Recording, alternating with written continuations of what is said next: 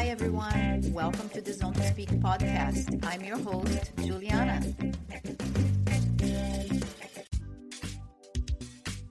Hey, everyone. At Zone to Speak, I know how important it is to stay healthy, strong, and ready for every ride, workout, and adventure. That's why I'm sharing discounts on products I personally use and love, each one designed to support your performance, recovery, and overall well-being. Whether you are a serious athlete or just trying to feel your best. And remember, every time you shop using these codes, you are directly supporting the podcast and helping me bring more great conversations to life. Psych Plus, their smart pump is a game changer. Light, compact, efficient, and perfect for keeping your tires road and gravel ready. It's also ideal for travel as you can skip the CO2 canisters. You can even change your tire pressure on the go when switching between surfaces. Get 10% off the smart pump and 5% everything else. 15% off down the road cycling gear, beautifully designed and performance-ready apparel. 15% off New Zest, clean, plant-based protein and essential nutrients to fuel your recovery and daily energy.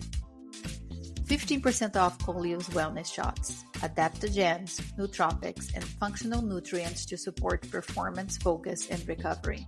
I take Oleo's daily in the lead up to any of my races, and I have the pre-ride and recovery shots ready for the weekend's big training rides. If you're looking for a clean, effective boost, Oleo's is it. 10% off Cold Age. High-quality supplements, including multivitamins, collagen, creatine, and more. I take their women's fermented multivitamin and creatine daily.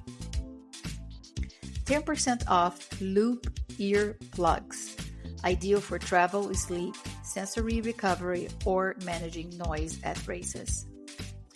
10% off Clearly Not Coffee, a caffeine alternative made with mushrooms, cocoa, maca, and rhodiola. I use it every day for smoother energy, sharper focus, and better hormone balance. 10 pounds off Heal, nutritionally complete, high-protein, plant-based meals for when you are on the go and need something quick, satisfying, and healthy. Also great to take bikepacking.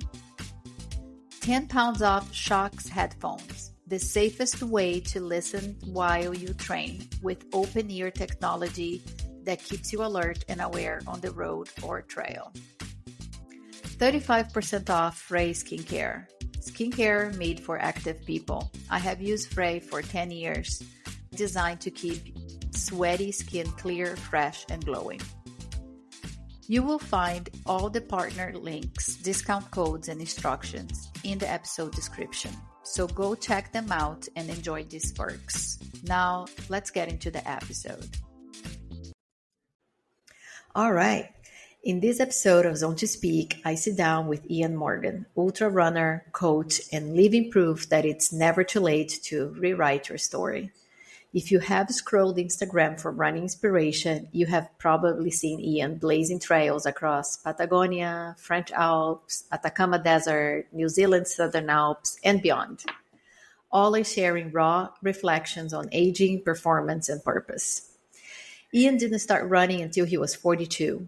Today, he's an international athlete competing in some of the world's toughest ultra events, while advocating for pushing boundaries mentally and physically at every stage of life. I will dive into his journey from burnout to elite level ultra running, what it means to train smart as we age, and how to build a mindset that outlasts the finish line. Ian, welcome to Zone 2.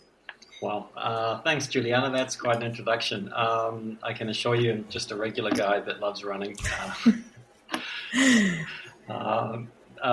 Thank you very much for inviting me. I'm really looking forward to having a chat today about all things running, coaching, endurance, and life as well. Sounds great. I mentioned to you before, and I'll just say it again for the listeners that, I came across you, maybe a decade ago on Instagram, and I've been following you ever since. I think you are a true inspiration. I think it's amazing that some people say life is short, but I think life is long, and you can reinvent yourself and restart so many times. And you are living proof. Can you tell me a little bit about your story? Because your story, it's not the usual athlete journey. You went from struggling with weight, lifestyle habits to becoming an ultra athlete later in life. What prompted that lifestyle change? Wow. Yeah, that's a book in itself. But I'll do the shortened version. So I didn't start life as an athlete. I mean, I played sport at school, growing up in New Zealand. It was quite common in the 70s and 80s. We didn't have cell phones in those days, so we just used to play sport instead, and social media. So, yeah, I mean, but nothing outstanding. And then, I moved into like study, got qualified as an engineer, went into business, all that kind of stuff. And just over the year, had a family, had kids, and just over the years, didn't look after myself, didn't look after my health, had a poor diet, poor lifestyle, drank way too much. And I just got overweight, unfit, unhappy, and just, I guess you could call it a midlife crisis. Would have been easy to buy a sports car, but in my case, decided there was something about running, about the physicality of movement, I guess, that just seemed like the right direction to go and that drew me towards it. So I literally got up off the couch and started to run. And I think that was the catalyst. I was under a lot of stress at the time. We'd just been through some earthquakes in the city we were in. Lost my house. My business was going under because of the earthquakes, because we were waiting for insurance to pay out. It all eventually righted itself, but it just took a lot of time and was under a lot of stress at the time. So during that process, I really started to re-examine where I was at in life, what things I really wanted, what was going to make me happy. And I realized it wasn't things and stuff anymore, this sort of cycle of always looking for a promotion, looking for a better paycheck, looking for, more perks, company vehicles, whatever it was, more stuff, more cars, more houses. Those things I realized were quite empty. And I started to look inwards and think, okay, first of all, my health is really bad, so I've got to do something there. And I think through the process of starting to run, I discovered not just a change in physical health, but a change in mental health and purpose and fulfillment, and a change in direction in my life. So, I guess there was that. The earthquake was the initial catalyst. And then just when I'd started running, I collapsed during a race and had a heart attack and was taken to hospital. And I didn't know I had heart problems. It's genetic. It's in my family.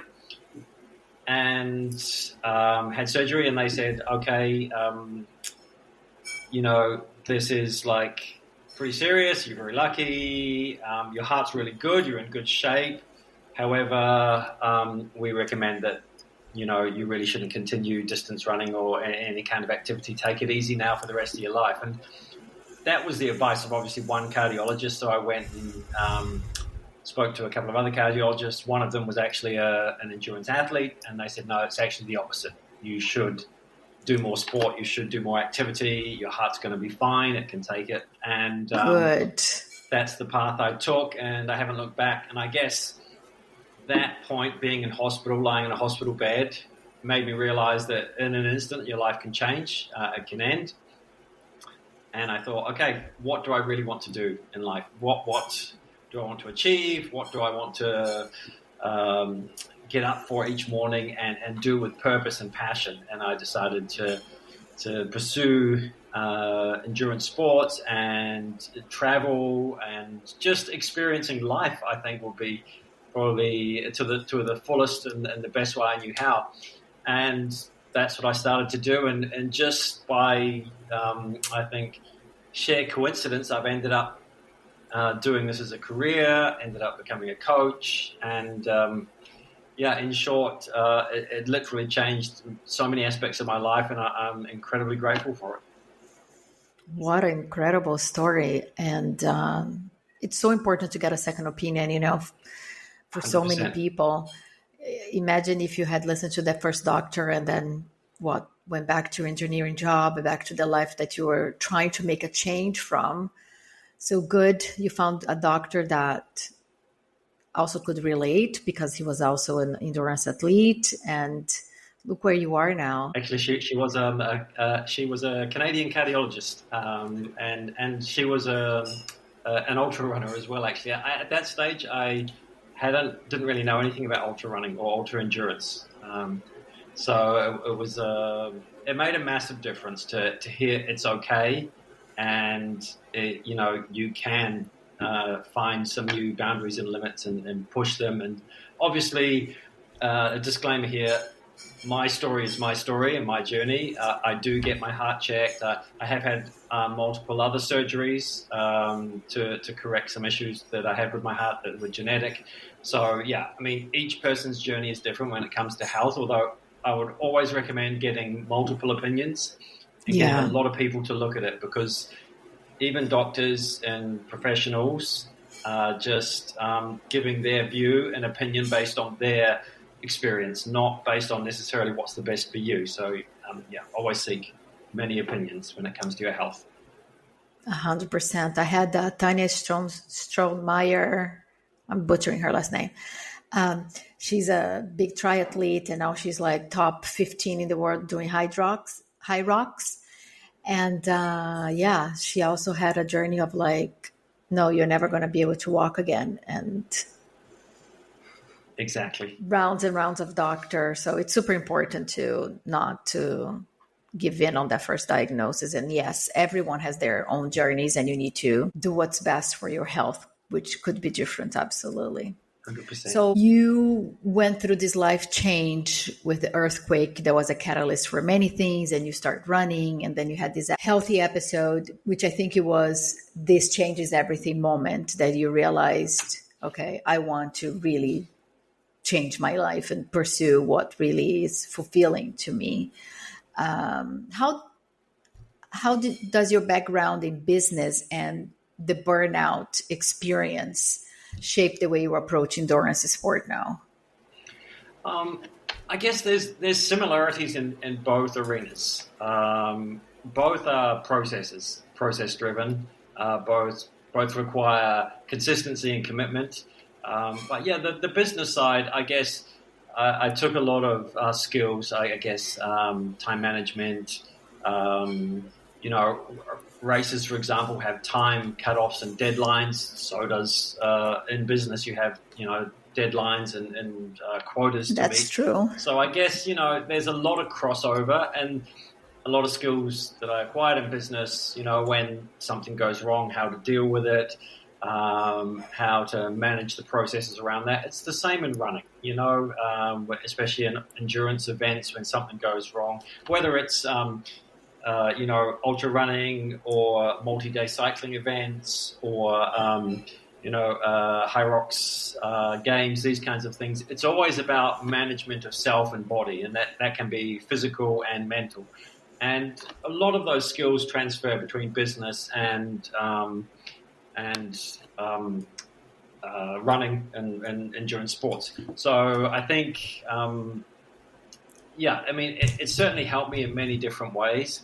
And I think vice versa. Now, I'm running a coaching business and various other involvement in enterprises and promotional work with brands and stuff like that.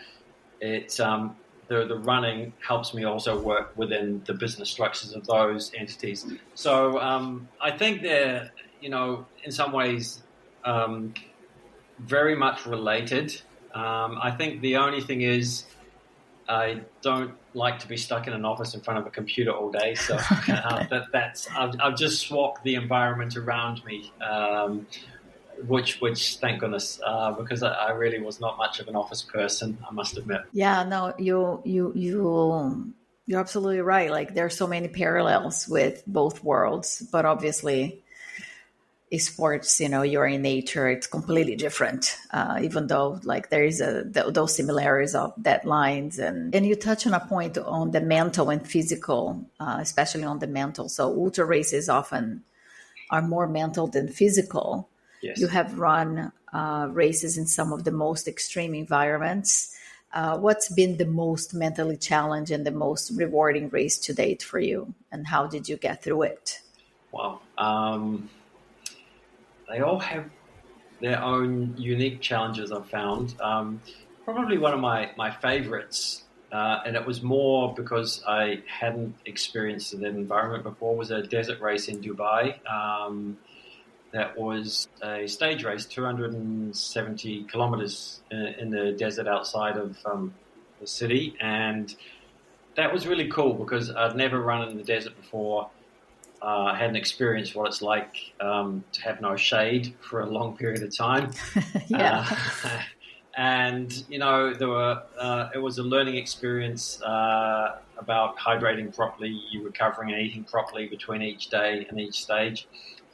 So this was probably by the last day of the race, the accumulated fatigue and then the challenges of running in the desert. For example, I lost all the toenails I had. I only had one left at the end of the race. All the other 9 came out. Wow. So I had all my feet were like sort of messed up and a bit bloody on all where the toenails were. Wow. Just from being in shoes and being wet the whole time from sweat and the heat. Yeah.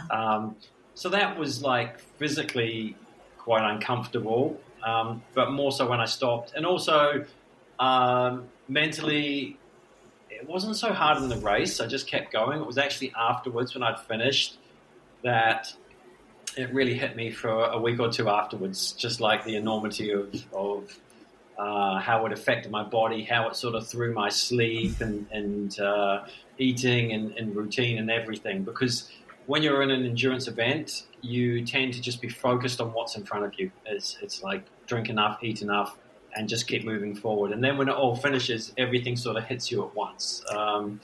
So yeah, that was interesting. I like to think the price of finishing the race was I had to leave a little bit of my soul in the desert. It's like that was the price. And that's what it felt like. It felt like a little bit of me was taken away to be able to do that. And then, over the next few weeks after recovering and resting, I sort of came back to my old self and, I was planning the next event. But certainly that had more of an effect on me than I thought. And then I realized it was because I was trying to fight this feeling of being overwhelmed after the race, and that the sort of, it's just your body flooding you with hormones and adrenaline and cortisol and sort of, it's all over the place for a bit, then it settles down. And I realized that rather than trying to fight it and like keep pushing on after the race, I should just let it wash over me like waves at the beach and just accept it. And it's how I'm going to feel. And now when I have a really challenging race, long race, I just do that at the end and I'm fine. I just accept that I'm going to have this sort of reset period. So I think that was probably one of the most challenging mentally. Physically, I was able to handle it, but mentally I wasn't prepared for the feelings afterwards.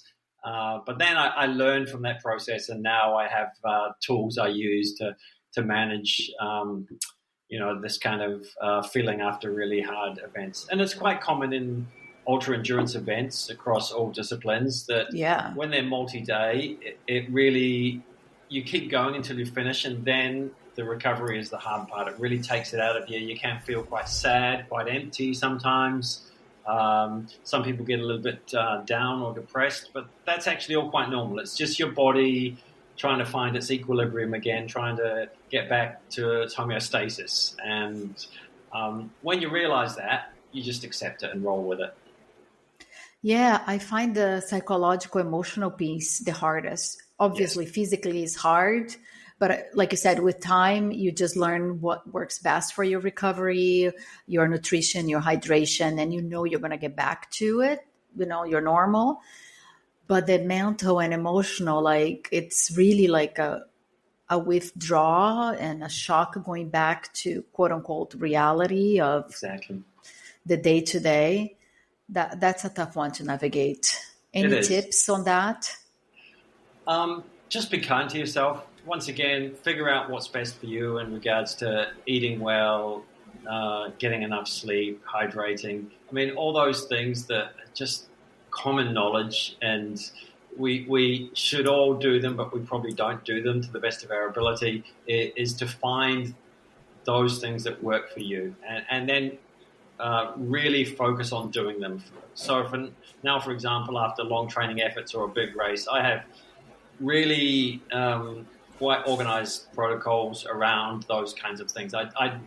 People will want to do something, or we should go and do this next, or we have to travel here, and I'm like, okay, I'm booking like 2 or 3 days here. I'm going to take care of myself. Here are the things I need. I either take them with me to the country I'm in, or I organize someone to have them there available. And I really focus on self-care first, and then once I've taken care of myself and I'm starting to feel better, then I can jump back into things. But to just go from one thing to another is a really dangerous thing. And I think that comes with experience and age. I see certainly in the people who are younger, who can recover quicker, tend to just jump into the next thing. And I think it's really important to not do that and look after yourself first.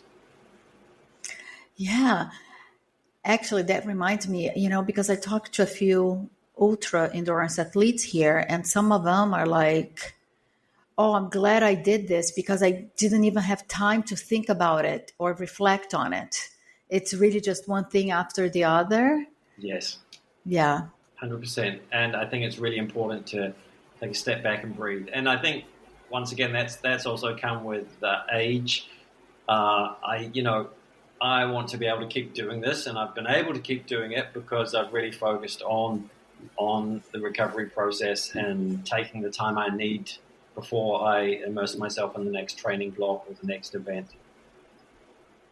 Yeah, makes total sense. Longevity. Does, yeah, longevity. I mean, I want to keep doing this for years to come. Yeah, same. Speaking of which, your platform talks a lot about capability, resilience, science of aging athletically. What do you think people get wrong about aging and athletic performance? I think there's two camps. Some people believe as we age, we can't do as much and we get slower, and we shouldn't push as hard. And while that's partly true, I mean there are some things that change. Our muscle fibers do change. Our muscle structure changes. Musculoskeletal system, cardiovascular system. Like we don't have as high VO2 max. That starts to decline from as early as mid-20s or early to mid-20s onwards. However, it doesn't mean that we can't find ways to train that we can maintain or even improve in some of those areas. So I think, it's a fallacy that as you get older, you're going to get slower and you're going to get less able to do things. Yeah, we're not going to be competing with maybe 20 to 25-year-olds.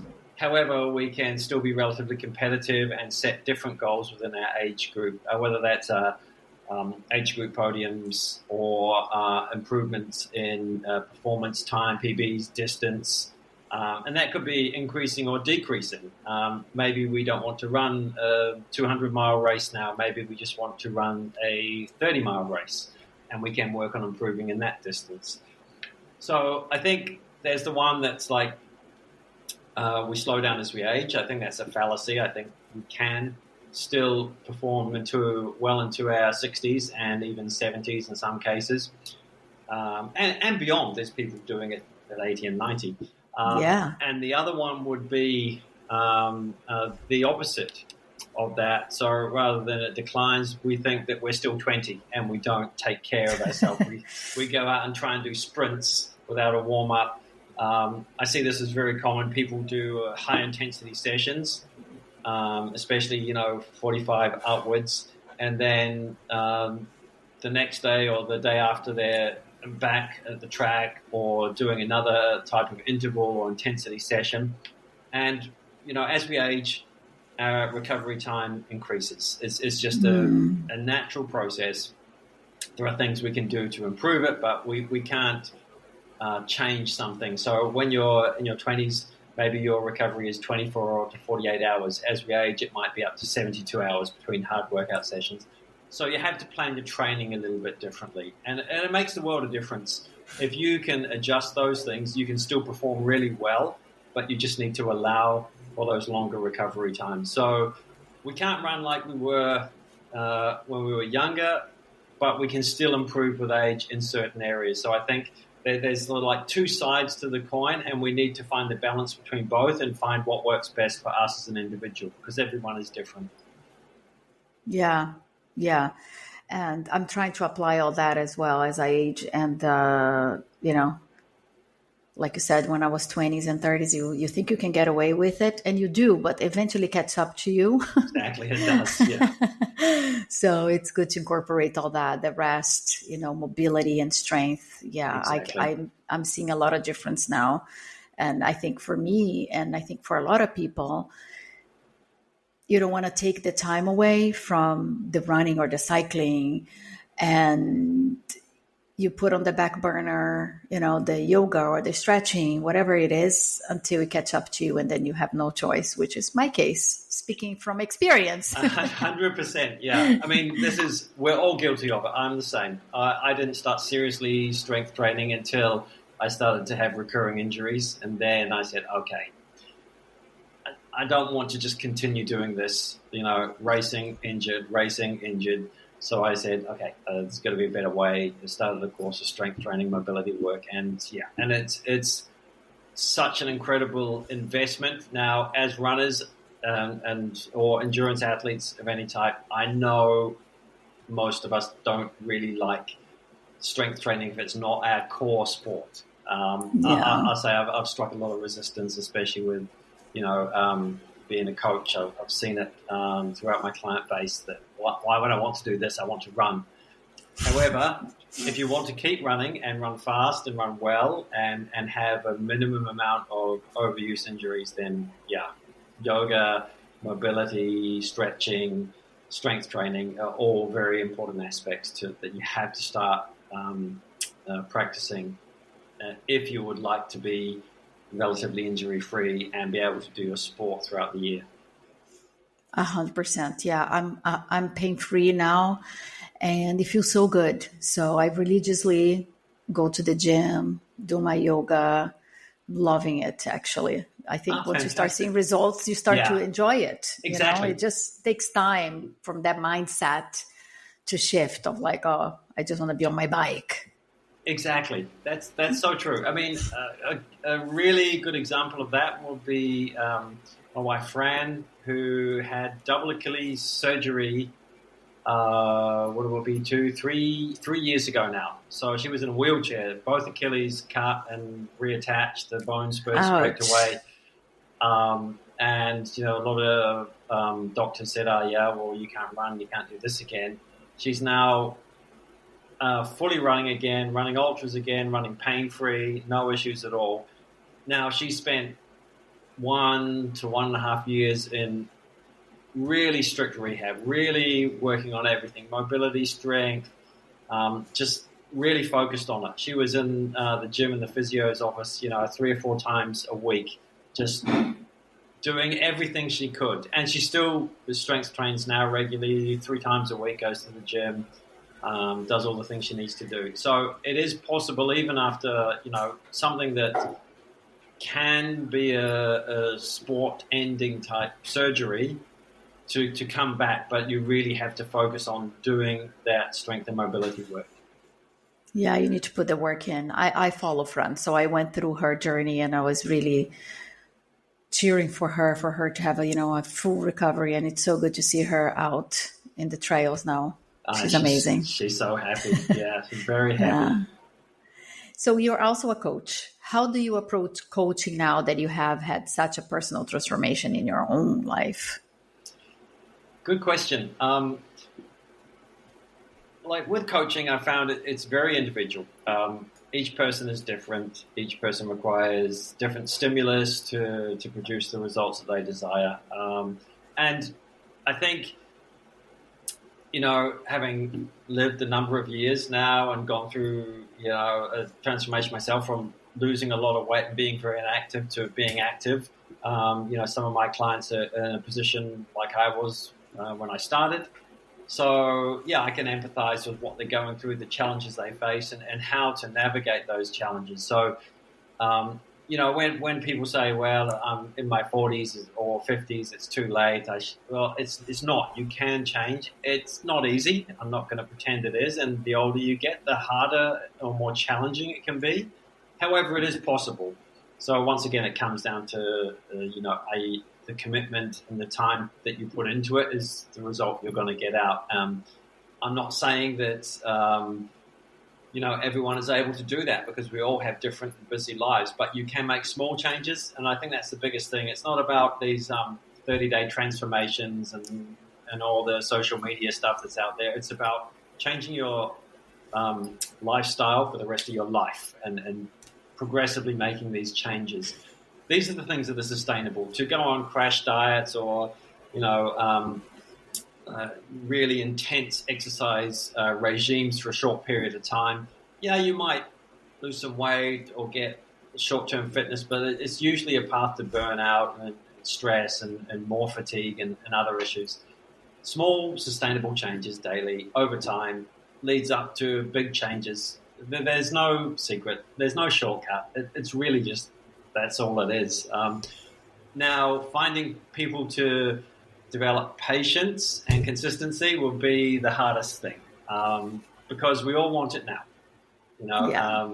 So I think as a coach, I can understand that, but from my experience, just be patient. Don't think in terms of months, think in terms of years, and then you'll make some really solid, sustainable changes, and you'll start to see the results that you want. Generally, if you're thinking about in 3 months, I'm going to be able to do all these things, it's not realistic, especially as you get older. I think, long-term sustainable changes is the key. So I help clients with that, and that going through this myself, my own experience, I can relate when people get injured, when people have health issues. I've been through all these things. I can empathize with them, I can relate with them, and I can also adjust the training to suit their individual lifestyle requirements. Yeah, you're speaking my language. I am a nutrition coach. And when the first thing I say when I meet a client is exactly that. Like, if you want to lose weight in 3 weeks, I'm not for you. Yeah. It's really about slow building habits, sustainable change that you can take it forward and you'll never need me again. Exactly. Yeah.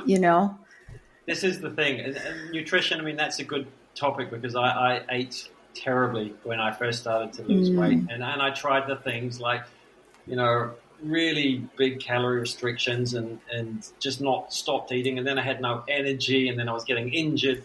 And then eventually, after seeking some advice, I realized that, sustainable changes gradually over time. And then all of a sudden you start to develop these habits that instead of buying these things at the supermarket, you're starting to buy these things. So for example, instead of buying potato chips, I'm buying avocados and chicken and broccoli and whatever, more whole, fresh foods and getting my protein, my macronutrient balances right. And then it starts to become built into your lifestyle. And then it becomes a habit. And then it's just what you eat. It's not like I'm eating healthy. It's just this is how I'm eating now. And, if people could realize that takes time. And it's okay that, now and again, I reintroduce things like dark chocolate. And occasionally I'll have a croissant or something. But I don't have a croissant or 3 croissants every day, for example, or whatever.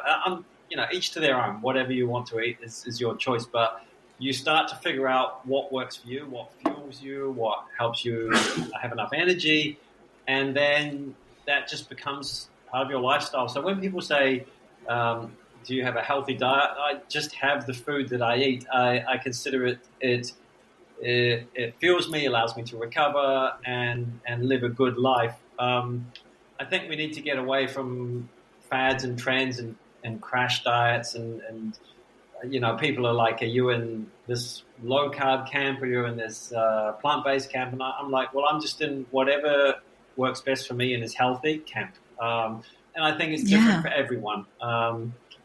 As long as you can work out what you need for the level of activity and get enough macronutrients for your age, gender, where you're at in various parts of your life, then you're going to be fine.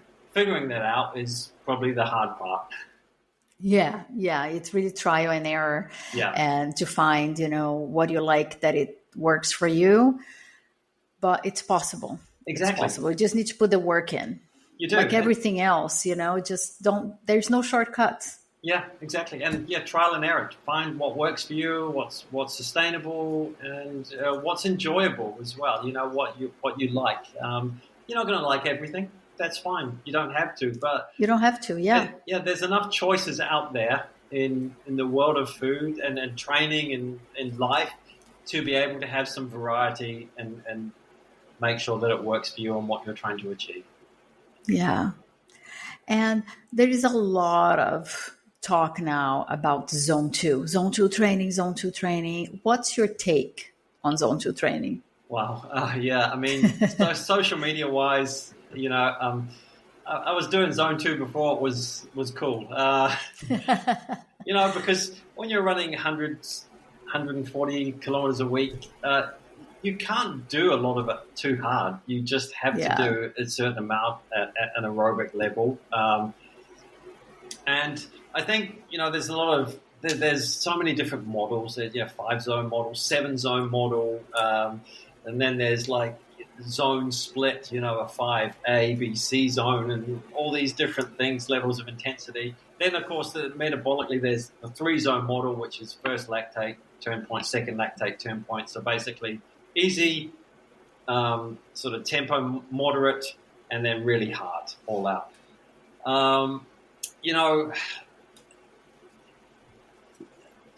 Zone 2 or RPE, effort-wise, is another good one. I think it depends where you're at in your training cycle and what you're doing, but most people do their runs and they're training too hard. Like, I'll be honest with you, I see most people do too much, sort of like, I guess they call it gray zone or zone 3, but they do it too hard too soon. So I always say, the old adage, easy days, easy. It should be below that first lactate turn point, zone 1 or 2. A little bit into zone 3 is fine, no issue. And then hard days, if you're doing intensity, it should be at the intensity that's programmed in the training. And it should not be like half intensity. It should be the full intensity that you're meant to be doing. So whether that's tempo effort or VO2 max effort, then it should be at that effort. There's a reason for that, is you're trying to increase the range of operation of your heart within all these different thresholds or lactate turn points. So, it's trendy at the moment. And people that say, well, do everything in zone 2 and then you'll be able to run faster. Well, partially some people will, but then you don't have really any top end. I mean, it's like a car. If you've... it's probably a bit hard to explain with so many vehicles being automatic now, but with the old stick shift, you go through gears 1, 2, 3, 4, 5, 6. This is what you're doing with your range of ability. You're learning to use all the gears. You don't start a car and go straight into 3rd or 4th or 5th. You start at the beginning and go through. So what you're trying to do is train your body the same. You're trying to train in different zones. But the majority of your work, if you're doing high mileage and you're doing a certain amount of intensity a week, should be in those easier zones. If you're not doing a lot of mileage and you're just starting, you're going to be mostly in the higher zones because you don't have high cardiovascular fitness necessarily. You're probably going to have a higher heart rate and you're going to be in zone 3 or 4 maybe straight away into a run. Still run it at a relatively easy effort, but most of your work is going to be in higher heart rate anyway at the start. Then as you get fitter, you're going to start to move more and you start to increase volume. You're going to be doing more training in those easier zones and a smaller amount in those higher intensity zones. So once again, it's very individual. It depends on each person. But, I mean, the majority of my training between 70 to 85% would be in that, what you would call below the first lactate threshold or ventral threshold, that zone 1, 2, easier efforts. I really like the car analogy. It Yeah. makes it very, clear to understand. And I guess people would have to do a lactate test to know where their limit is. Yeah. Obviously. I get tested to do a VO2 max, lactate, and threshold test. So now I know where all my zones are, where everything is. Now, what's happened is, of course, over the years with all the training, my zone 2 is actually quite high. So my most people, their zone 1 and 2 might be here to here, and then they have this range from first lactate to second lactate turn point, and then they have the VO2 max. So my zone 2 is quite large. So my heart rate in zone 2 will be higher than, what some people consider. They would say that's quite a hard effort, but that's just my zone 2. Even zone 3, I can find relatively easy. The limiting factor there then becomes a musculoskeletal system, how long it can endure running at that pace that metabolically is quite easy for your heart and your lungs, but on your body, especially in the mountains, it can be up and down, a bit jarring. So there's different things, but we're trying to learn to use all the gears in the car and increase the range of each one. And then when we know how to use those gears properly, we can change down to speed up, to sprint past someone, or we can put it into overdrive in 5th and 6th and just cruise for a long period of time and be more efficient with fuel, like our bodies, obviously. So, I think that's really what I try to instill in when I'm coaching in my clients, is that we're trying to build this range, and that's why we're doing certain things a certain way. Sometimes people need to slow down their training quite a bit to build the bigger base. Kind of like building a pyramid or a house. The bigger you build the base, the more rooms you can put on top, or the higher you can build the pyramid. And that's what we're trying to do with zone 2, this easier zone training. Build a big base so we can put more rooms on top, or build a higher peak on the pyramid. Wow, that makes so much sense. Thank you. So, changing gears a little bit, speaking of the cars, no pun intended. Yes. You are from New Zealand. You split your time between Chile and Spain. Yes. What drew you first to those places? Well, I got to be honest. Chile is because that's where Fran is from, my wife. So we met actually on Instagram. We just became friends, never having met each other. And then she was holidaying in Italy. And she said, "Why? I know it sounds crazy, but would you like to meet me in Italy?" And we were just friends at that stage, nothing more. And I said, "Sure, why not?" So I hopped on a plane, flew 30-odd hours to Italy Wow. from New Zealand. And, we obviously... The rest is history. Spark ignited, and the rest is history. And eventually ended up moving to Chile for a bit. And then,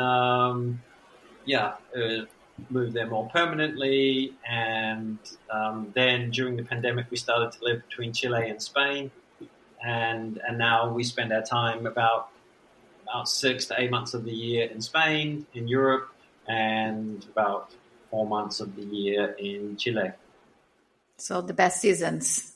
Yeah, very nice. Always summer. Yeah, endless summer. How is the running community in Chile compared to Spain? It's interesting. Chile is really blown up and developed in the world of trail running, especially. Always had quite a strong road community. They had the Santiago Marathon for a number of years.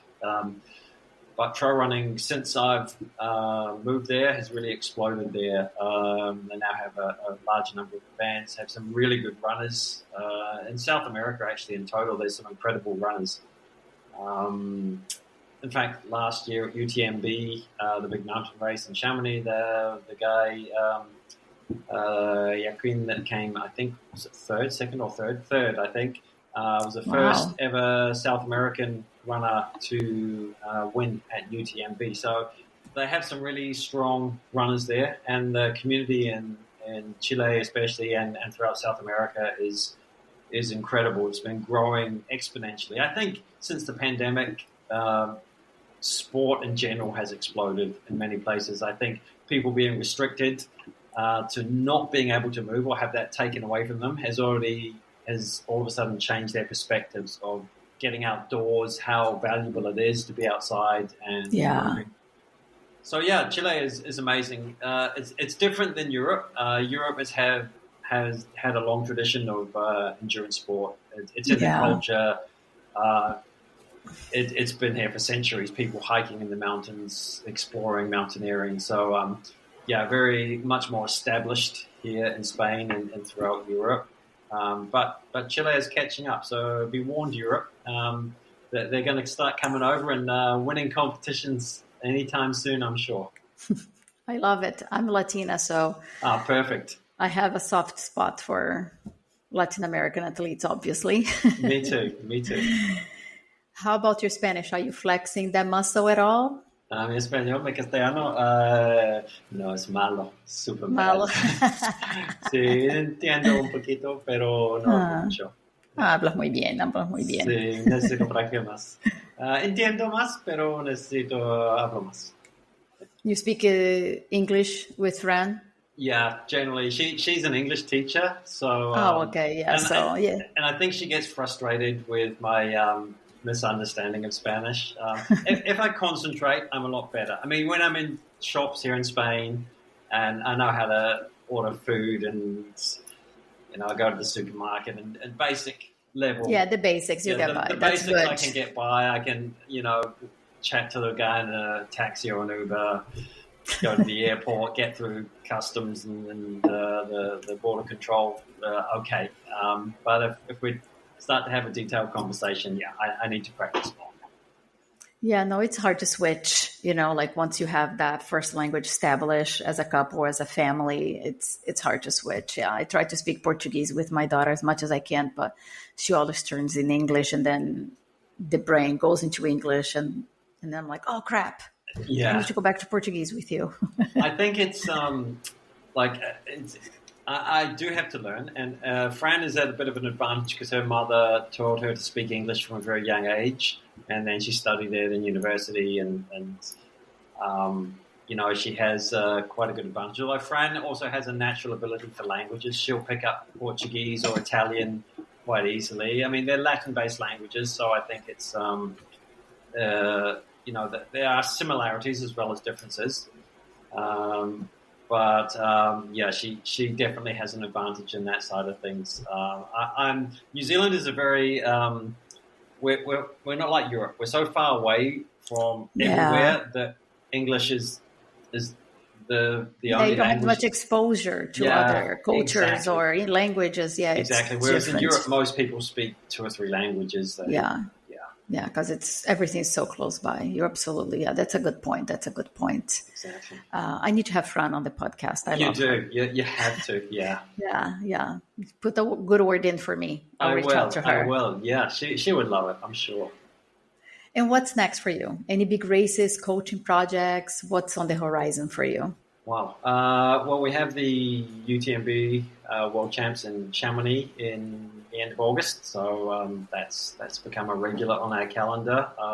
So as well as running it myself, I'm doing the 176-kilometer round race around Mont Blanc. So it starts in Chamonix and finishes in Chamonix, but we have to run through Italy and Switzerland and then back into France. So starts in France, Italy, Switzerland, back to France. And it's a big loop of the Mont Blanc Massif. So all around the whole mountain range, over mountain passes. And it's an amazing race, very beautiful. So I'm running that. Fran is running there as well. She is running a race called OCC, which is a 55-kilometer, 3,500 meters vertical gain race from Switzerland to Chamonix.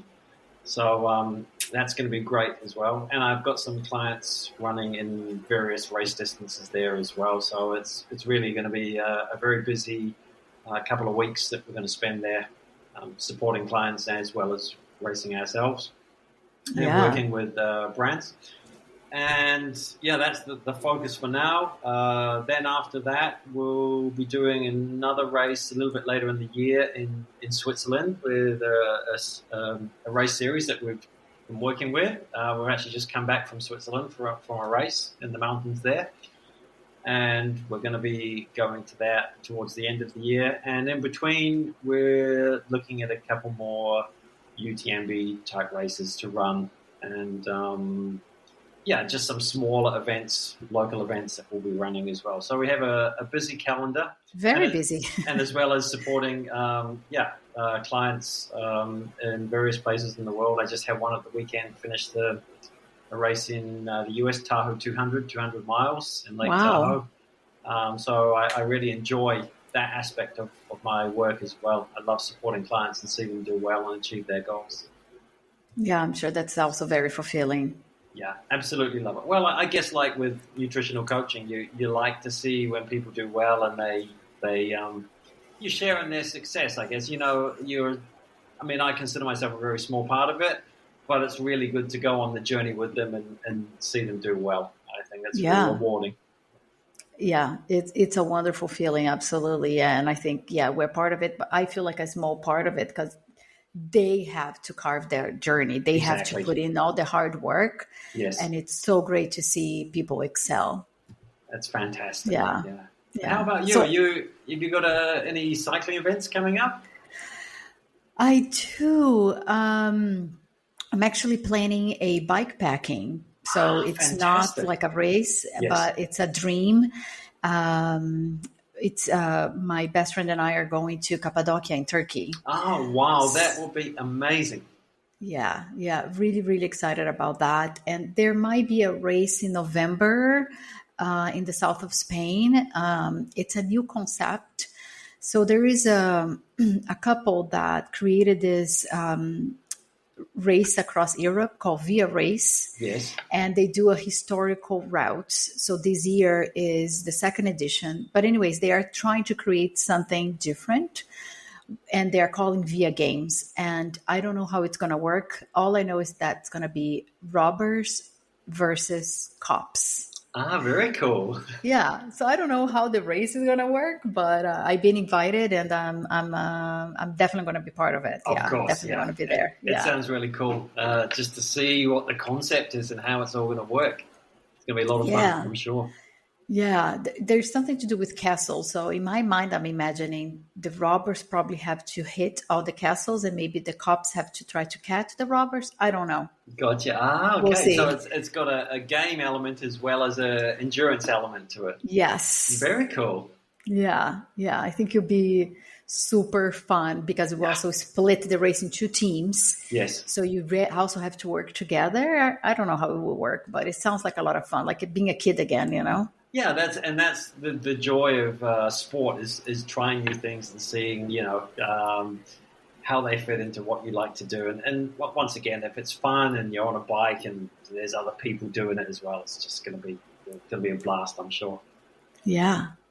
Well, I just have now a few rapid fire questions for you, just for fun. Okay. So, favorite place to run, if you have to pick one, Patagonia or French Alps? I'm going to say Patagonia just because of the isolation. Sorry, French Alps. I do love you, but... Yeah, it can get crowded. I hear you. I'm also for solitude. Yes. One item that is always in your race pack.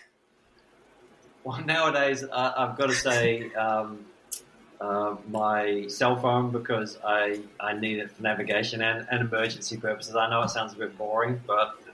really like for safety more than anything. And it's also the camera. So, I don't know. I like social taking pictures. Media. Yeah, that's true. That's true. Yeah. How about, is there a race still on your bucket list? Oh, there's so many. Cappadocia in Turkey, there's a race there that it's just so beautiful. I want to see all the balloons in the morning. Go in there. Stay in one of those hotels and those like rock cave hotels. So, let's say that one. That because you brought it up, it just popped straight into my mind. Yeah, I don't think you can go wrong. It looks just so breathtaking. Absolutely incredible. Is there a piece of advice you would give your younger self? Yeah, take more risks. Good one. Ian, thank you so much for being on the podcast and sharing your journey, which is incredible. And I'm sure it's going to inspire many listening to the podcast. Thanks so much, Juliana. It's been a pleasure talking to you. And that's all for today's episode. I want to thank the listeners for tuning in. Your support means everything. If you enjoyed this episode, please consider following, leaving a review, and sharing it with your friends.